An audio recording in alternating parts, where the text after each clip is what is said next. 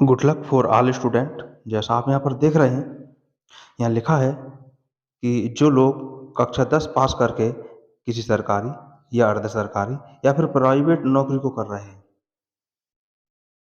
Same matter एक और आता है, इसमें वो लोग आगे को पढ़ाई करना चाह रहे हैं, जो पढ़ाई उनकी नहीं हो पा रही है, तो उनको कैसे करके पढ़ाई करनी चाहिए। साथ ही साथ जो छात्र कक्षा 10 पास करके कोई डिप्लोमा, जैसे वो आईटीआई कर रहे हो या पॉलिटेक्निक कर रहे हो या इसके अलावा कोई डिप्लोमा कर रहे हो, और वो डिप्लोमे सब रेगुलर होते हैं, और रेगुलर होने के एक वजह से वो इंटर यानी कक्षा 11 और कक्षा 12 में पढ़ाई रेगुलर वो नहीं कर पाते हैं। तो वो, और अब वो आगे को पढ़ाई करना चाहते हैं, तो वो किस तरह से अपनी आगे पढ़ाई को आगे बरकरार रख सकते हैं, तो इसी बारे में आज हमारा ये टॉपिक है, इसी के बारे में हम यहाँ पर बात करने वाले हैं। जैसा यहाँ पर आप देख ही रहे हैं, इन सब के साथ-साथ आगे की पढ़ाई कैसे जारी रखें, चाहे वो नौकरी करने वाले हों, चाहे वो कोई डिप्लोमे करने वाले हों, आगे की अगर उनको पढ़ाई करनी है, तो वो पढ़ाई किस तरह से जारी रखी जा सकती है, इस बारे में ही आज हम बात करने वाले हैं। अगर आप इस सब के बारे में जानना चाहते हैं, तो वीडियो को पूरा देखें। यहाँ पूरी डिटेल में बताया जाएगा, आपको पूरा विस्तार पूर्वक बताया जाएगा कि कौन-सी संस्था है, जो ये आगे को पढ़ाई करा सकती है। पढ़ाई तो कर ली जाए, आगे वो वैलिड होगी, नहीं होगी, वो भी सारी बातें हमारे पास में आज यहीं पर सब ये सब डिस्कस होने वाली हैं।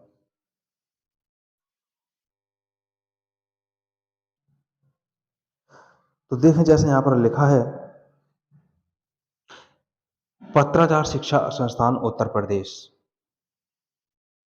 जो लोग कक्षा 11 या कक्षा 12 को करना चाहते हैं, तो क्या प्रोसेस होगा, कौन सी संस्था कराएगी, इस बारे में यहाँ पर देख सकता है आप यहाँ पर, पत्राचार शिक्षा संस्थान उत्तर प्रदेश।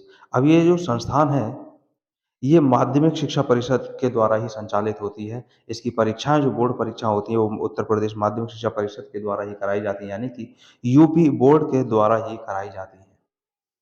तो संस्था आपको पता लग गई है, और दूसरी चीज़ आपको एक और बता दूँ कि आप जो भी ये कोर्स करेंगे, वो प्राइवेट होगा। कक्षा 11 या कक्षा 12 आप जो भी करना चाहते हैं, वो आपका प्राइवेट होगा।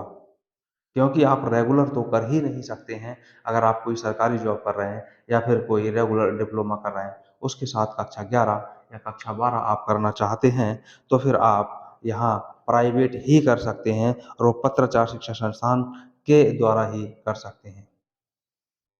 ये संस्थान जो है, हर विद्यालय आपको इसका नहीं मिलेगा।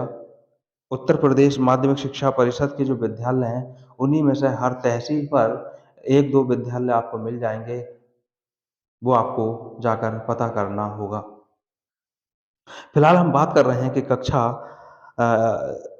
10 के बाद में या कक्षा 12 वाले जो है, वो किस तरह से इसमें पढ़ाई कर सकते हैं, वो मैं आपको बता रहा हूँ। इसमें जो पाठ्यक्रम होते हैं, वो 2 वर्षीय और 1 वर्षीय होते हैं। एक तो होता है 2 वर्षीय और एक होता है 1 वर्षीय पाठ्यक्रम। तो जो 2 वर्षीय पाठ्यक्रम होता है, इस 2 वर्षीय पाठ्यक्रम में प्रवेश कौन ले सकता है? तो वो आपके सामने यहाँ लिखा हुआ, कक्षा 10 पास वाले, जिन्होंने कक्षा 10 पास कर लिया है और वो किसी सरकारी जॉब में या प्राइवेट जॉब में या फिर किसी रेगुलर डिप्लोमा में उन्होंने एडमिशन ले लिया है, और वो आगे पढ़ाई करना चाहते हैं इन सब के साथ में, तो वो 2 वर्षीय पाठ्यक्रम में अपना प्रवेश लेते हैं। प्रवेश उनका होता है कक्षा 11 में, लेकिन प्रवेश लेगा कौन? जिन्होंने कक्षा 10 को पास कर लिया है, वही कक्षा 11 में प्रवेश ले सकता है। इसमें प्रवेश क्या होता है, वो मैं आपको बता दूँ। केवल इसमें रजिस्ट्रेशन होता है, जो भी प्रपत्र लगते हैं, वो प्रपत्र यहाँ पर जमा कर दिए जाते हैं। संस्थान में जो फ़ीस होती है, वो फ़ीस जमा कर दी जाती है, और इसमें आपको अपना जो भी कर रहे हैं, वो करते रहेंगे। जब कार्यशालाएँ होती हैं संडे के दिन, उसमें कभी जब जब इनका निर्धारित समय होता है, उसमें आपको प्रतिभाग करना होता है, बाकी कभी आपको विद्यालय नहीं आना होता है। फिर बात आती है कि जिन्होंने कक्षा 11 पास कर लिया था, कक्षा 11 पास कर लिया था, और कक्षा 11 पास करने के बाद में उन्होंने किसी नौकरी में लग गए, किसी नौकरी में लग गए, या फिर कोई और डिप्लोमे में लग गए, या फिर किसी कारण से कक्षा 11 पास करने के बाद उनकी पढ़ाई छूट गई, कई वर्षों का गैप हो गया, तब भी उनका रेगुलर एडमिशन नहीं हो पाएगा। उन्हें भी प्राइवेट ही एडमिशन लेना होगा और उन्हें जो एडमिशन लेना होगा वो लेना होगा 1 वर्षीय पाठ्यक्रम में। लेकिन कक्षा 11 जब पास किया हो तो उनका जो रजिस्ट्रेशन हुआ होगा जिस विद्यालय में वो ऑनलाइन वाला नंबर होना चाहिए। 10-20 वर्ष वाला पहले का है तो उसका नहीं हो पाएगा, उसका कक्षा 11 में ही प्रवेश होगा। तो यहाँ पर हम बात कर रहे हैं कक्षा 11 पास करने वाले जो हैं, जिन्होंने पहले से ही पास कर रखा है, वो 1 वर्षीय पाठ्यक्रम में प्रवेश ले सकते हैं। किन-किन विषयों से आप कर सकते हैं, वो भी हम यहाँ पर डिस्कस करने वाले हैं। तो सबसे पहले तो यहाँ पर मानविकी वर्ग है, जिसको कला वर्ग बोला जाता है, यानी आर्ट साइड। इसमें प्रवेश लिया जा सकता है। 1 वर्षीय वाले और 2 वर्षीय वाले दोनों ही छात्र इसमें प्रवेश ले सकते हैं। ऐसे ही विज्ञान वर्ग में प्रवेश ले सकते हैं या फिर वाणिज्य वर्ग में यानी कि कॉमर्स वर्ग में।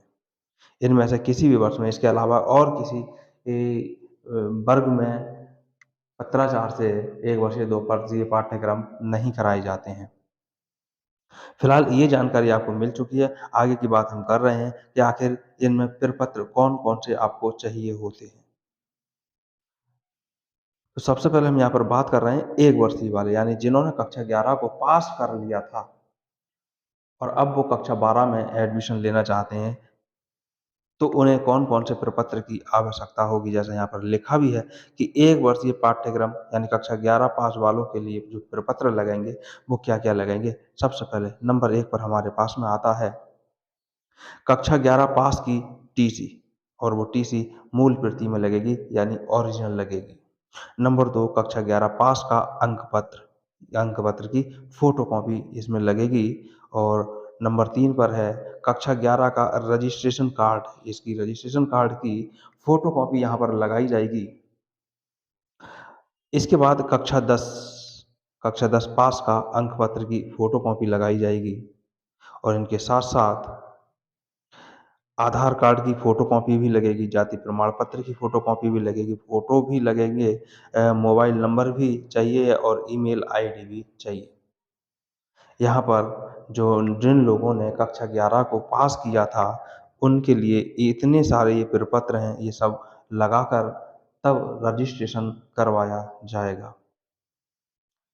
बात करते हैं 2 वर्षीय वालों के लिए, जिन्होंने हाई स्कूल को पास कर लिया है और अब वो कक्षा 11 में प्रवेश लेना चाहते हैं, तब उनके लिए कौन-कौन से प्रपत्र लगाएँगे।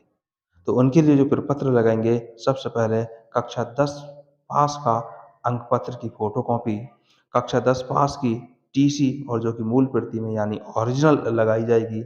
आधार कार्ड तो सबको लगाना ही है, फ़ोटोकॉपी, जाति प्रमाण पत्र भी लगाना है। जाति प्रमाण पत्र की आवश्यकता जब है, जब आप फ़ीस में डिस्काउंट लेंगे। तो जाति प्रमाण पत्र की फ़ोटोकॉपी लगेगी, मोबाइल नंबर, फ़ोटो और ये ईमेल, इतने प्रपत्र हमारे लगेंगे जिन लोगों ने कक्षा 10 पास करके कक्षा 11 में रजिस्ट्रेशन कराना चाहते हैं।